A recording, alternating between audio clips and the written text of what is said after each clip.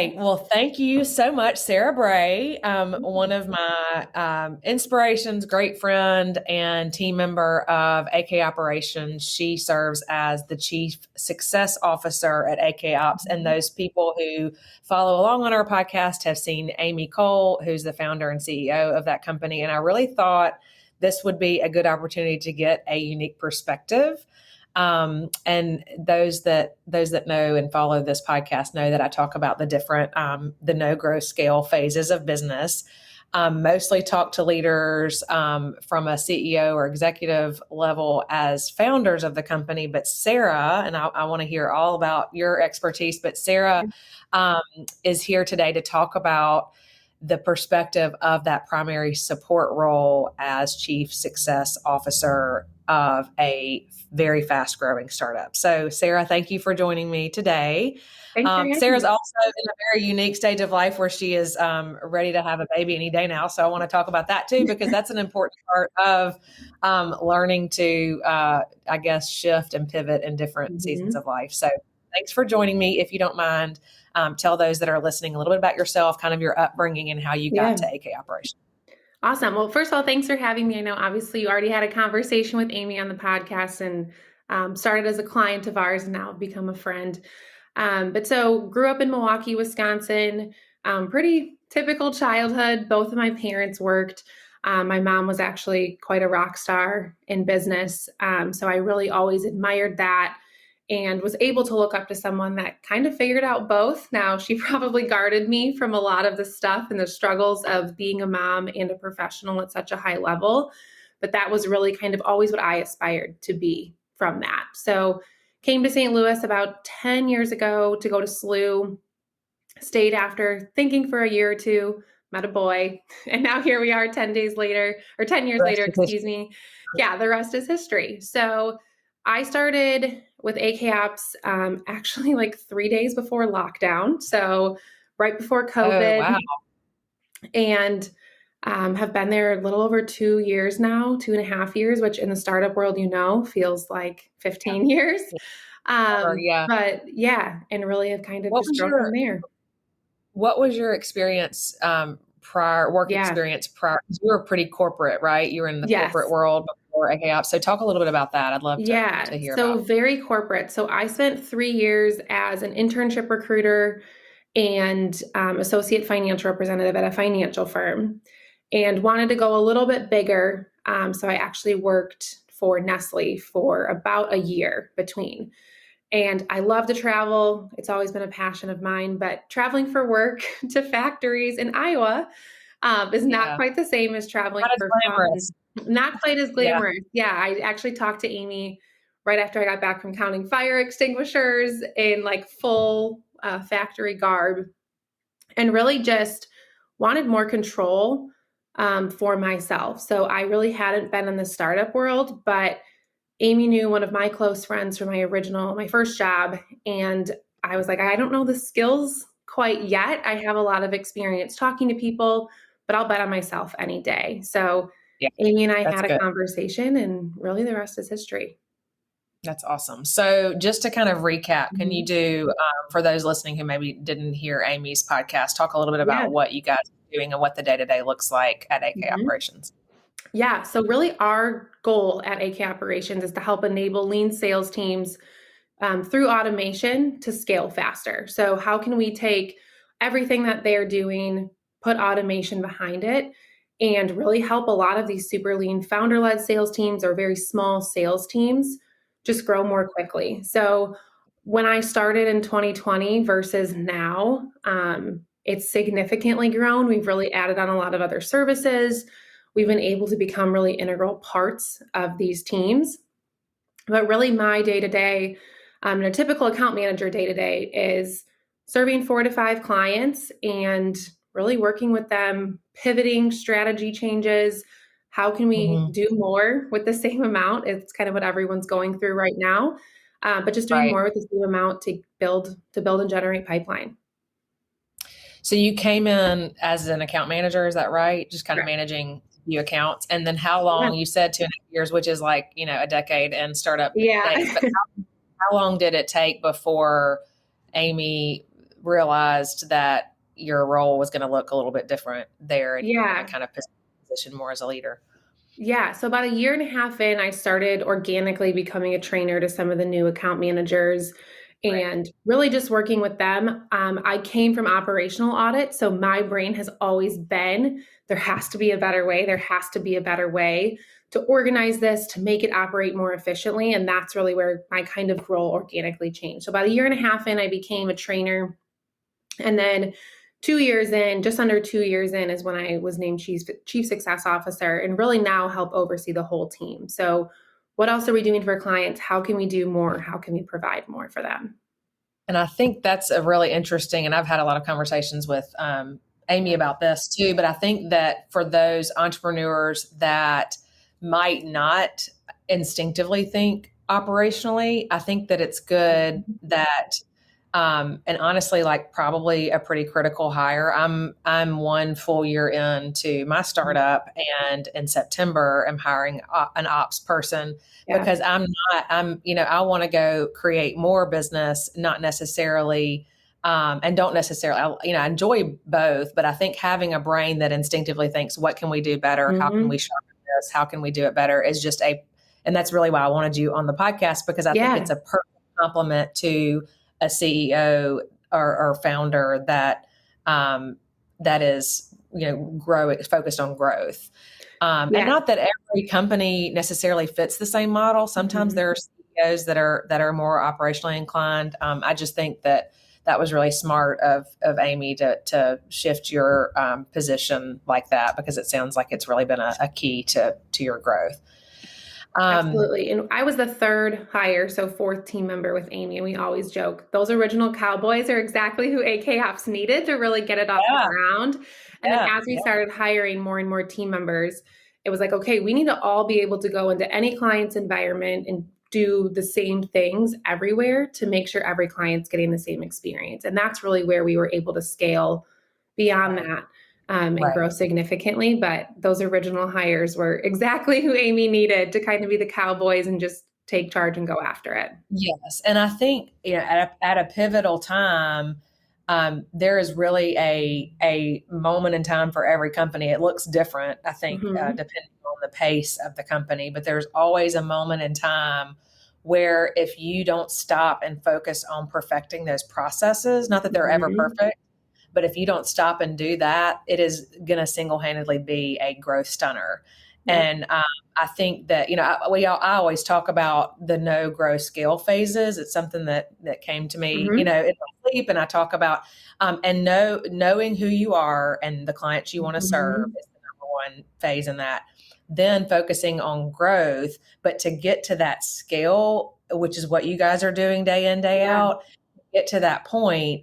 During the growth mode, you really have to get those processes lean and tight and perfect. A lot more that goes on in each phase, but I think that I guess my point is in a message to business leaders: if you're not that person to perfect those processes, find that person. And for Amy, that person was you.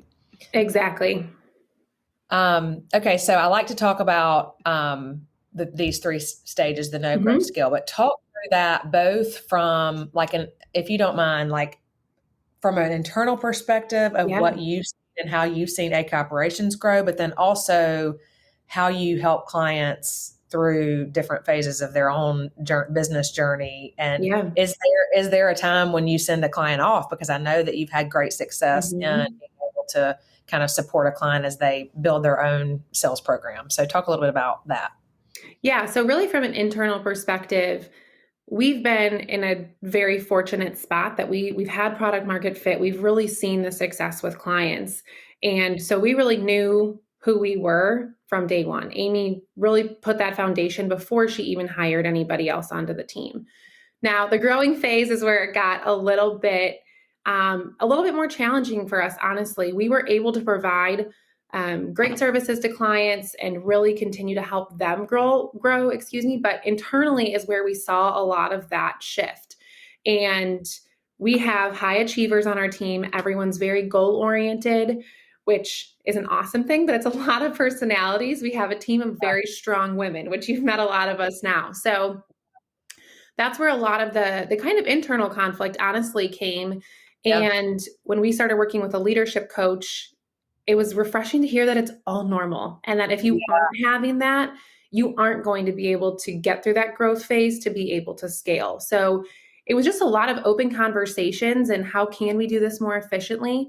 And kind of like you mentioned with founders that maybe aren't as operationally minded, getting the right seats, people in the right seats, excuse me, is so, so important because that's where I get my energy. And Yeah. Amy gets her energy from going out and selling and continuing to be strategic. And Mallory still gets it from booking a meeting. And so that's where Anna gets it. So having people really in the right seats to Yeah. where are they getting their energy and where can they make the most impact was game changing for us, as well as a lot of very honest conversations that have now helped us grow tenfold in the last year. It feels like a completely different company. So Yeah. again, from the outside, it looks, you know, from a client results standpoint, it was awesome. But there was a lot of those shifts internally that we had to make to Yeah. get where we are now, which is such an exciting place to be. Yeah. And I think we like to, I don't know why we sometimes look at business any different than a relationship. I mean, Yeah. you wouldn't spend 3 or 4 years in a relationship with someone and not have some hard conversations. Yeah. You wouldn't spend, especially if you expect to grow. And, I think about any time that I have not communicated with my significant other, it only has come out, in the end to be worse. And I feel Yeah. like have conversations that may be uncomfortable. And honestly, if you're going to get to that scale phase of business, you're having uncomfortable conversations. Absolutely. You're figuring out that, hey, maybe the person we hired for this seat is not in the right seat. Yeah. Maybe we need to shift or change Mhm. things. So I think that it's very, kind of wise to reflect on that, and I think it's a good encouragement and something that any business leader would need to consider. Yeah.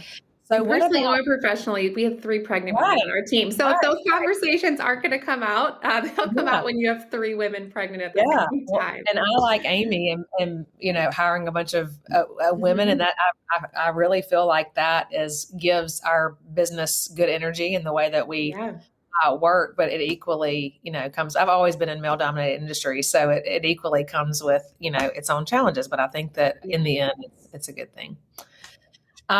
So what about your journey in supporting particularly Amy, Mhm. Yeah. in a fast growing, and y'all probably had some hard conversations too, Yeah. and I'm sure that she probably, just like I need every member of my team, I'm Mhm. sure she leans on you a lot for that perspective. So kind of talk about, your journey in supporting Amy in this, super fast growing startup, and how your relationship has blossomed and developed. And Yeah. did you know So Amy before? You knew I her did as not. okay, you Nope. didn't. Yeah. So I met Amy for the first time on my first interview conversation with her. So really, when I started, I was just a complete sponge with Amy. So I looked up. I always joke the first day it was like shut down. She wasn't even at the office yet because she was trying to get diapers at Target for her son right when they opened. Yeah. So it really, from day one, got to see that boss slash mom Yeah. mixture, and for me, that was awesome to see. And really, as I kind of grew into some of these leadership roles, again, like any relationship, we had to figure out how to communicate with each other of what's Amy's natural personality. She is a very driven, go, go, go person. And sometimes I had to slow her down to speed us up. And sometimes she had to just kind of drag me along and be like, all right, just trust me here. So Mhm. it Mhm. really was a lot of very honest conversations to get where we are now, that it can be, I feel like now we always joke on emails or things like that. She pops off, I know where to pop right in, and vice Yeah. versa. Yeah. But really, just again, I think it's been so important for us is putting her in a seat where she can continue to be successful and where she gets that energy. And it's Yeah. just been, it takes time to build trust with anybody. So Yeah. I trust her fully in the vision she has for the company, and sometimes have to just blindly go into that. Yeah. And Yeah. same with her for me of like, hey, I really believe it's time to slow down just even for a short period to be able to ramp up significantly there. So I think my advice, and I wish I would have understood this earlier, is it's the same as any relationship. You have to give it time to build that trust and Yeah. have those conversations that might not always be your favorite, but it's really gotten us into the rhythm that we're at today. great. It's either you're either going to go one way or the other. And typically, Exactly. it's only Yes. going to bring you. So that's good. Exactly. That's really good. I love that. Well, so talk about, speaking of Amy picking up diapers, and this is, a fun conversation we all love to have, but talk about your next season. So you're about to enter into your most important job as a new mom, 38 weeks this week. So that's really exciting. But what are your, I know you've had it modeled for you and your mom, as far as being able to balance both, but what are your, what's the next phase of life look like for you? What are your personal goals? What do you want to, achieve professionally? If you have anything professionally that you're kind of looking for, I'd love to just hear from you on that kind of stuff. Yeah. So I think honestly, professionally, my pregnancy was the best thing that ever happened to me. Knowing I'm going to go out, I had to really learn I'm not going to be here for 10 weeks. The business, like everything's going to be fine. And my wins really in my role became other people being able to execute at that level as well. So as a natural kind of like job hoarder where I'm like, I want to do it myself. I want to do all that. My mindset had to shift into other people's wins are truly all of our wins. And if I'm the only one that knows how to do it, that's not a success for the team. So honestly, I think it was one of the best things for me professionally. And really just going forward is being able to have the flexibility. So how can I kind of reframe my mindset? My husband's also a business owner. So he has his own challenges and his team, and he's going a million miles an hour. But it's really just reframing the mindset that there's going to be certain things that have to give. And I talk about it with the team a lot I think so many times, one of the best pieces of advice I got was, so many people try to stay balanced and you're not going to. There's going to be times you lean into work more. There's going to be times you lean into life more.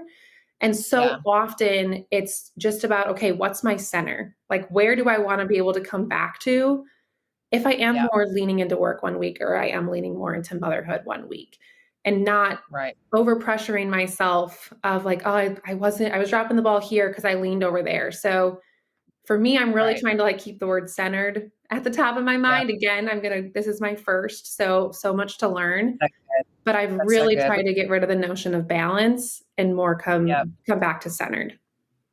Yeah, that's awesome. I think that's perfect. You have a great perspective going into life as a new mom. I wish that I had that same perspective. That the Home and the Hustle podcast that I also host that's the whole point, is just finding joy in both. Like, we are going to miss the school play listening sometimes. To those episodes has helped me, so I appreciate it too. Yes.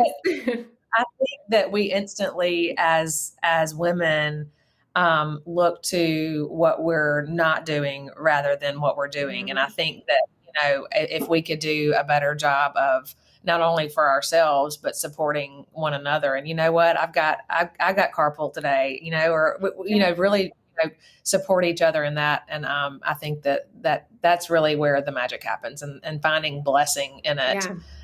Instead of trying to focus on what we're not getting done. So and my mom she never had the homemade treats for the Halloween party, but she donated plates like a rock star.